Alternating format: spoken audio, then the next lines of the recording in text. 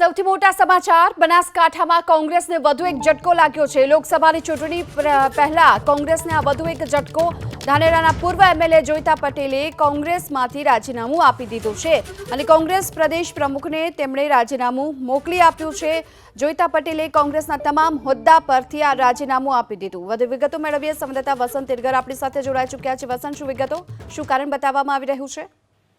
બિલકુલ જો વાત કરવામાં આવે તો ધાનેરાના જે પૂર્વ ધારાસભ્ય જોઈતાભાઈ પટેલ હાલ કોંગ્રેસને રામ રામ કરી જે રાજીનામું છે તે રાજીનામું શક્તિસિંહ ગોહિલને પહોંચાડવામાં આવ્યું છે। પૂર્વ ધારાસભ્ય છે જોઈતાભાઈ પટેલ 2 થી 3 વાર કોંગ્રેસમાંથી ધારાસભ્ય પણ રહી ચૂક્યા છે અને હાલ બનાસ ડેરીના ડિરેક્ટર પણ છે। ખાસ કરીને જો વાત કરવામાં આવે તો જે લોકસભાની ચૂંટણી પહેલા જ જે ધાનેરા કોંગ્રેસમાં મસ્ત મોટો ભડકો થયો છે। ખાસ કરીને જો વાત કરવામાં આવે તો હાલ તો કોંગ્રેસનો જે દિગ્ગજ નેતા કહી શકાય જોઈતાભાઈ પટેલ તેના રાજીનામાથી કોંગ્રેસમાં અવઢવ જોવા મળી રહી છે। જો કે હાલ તમામ જે કોંગ્રેસના હોદ્દા અને સભ્યપદ ઉપરથી જે પટેલે રાજીનામું આપ્યું છે।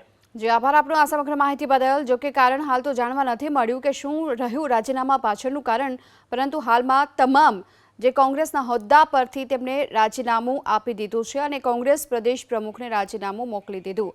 ત્યારે ખુદ જોઈતાભાઈ પટેલ અત્યારે આપણી સાથે જોડાઈ ચૂક્યા છે।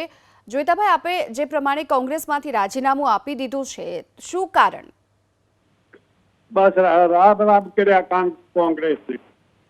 જી, શું ફરીવાર જણાવશો શું કારણ? રાજીનામું આપવું તો એટલે આપી દીધું। એટલે કોઈ કારણ રહ્યું આ માટેનું રાજીનામાનું? હવે રાજીનામાના કારણમાં ક્યાં પડવું છે? કોંગ્રેસ છોડી કોંગ્રેસને રામ રામ કર્યા એ વાત કરી। જી, તો આપ શું હવે અન્ય કોઈ પક્ષમાં જોડાશો? એ ભવિષ્યની વાત થઈ।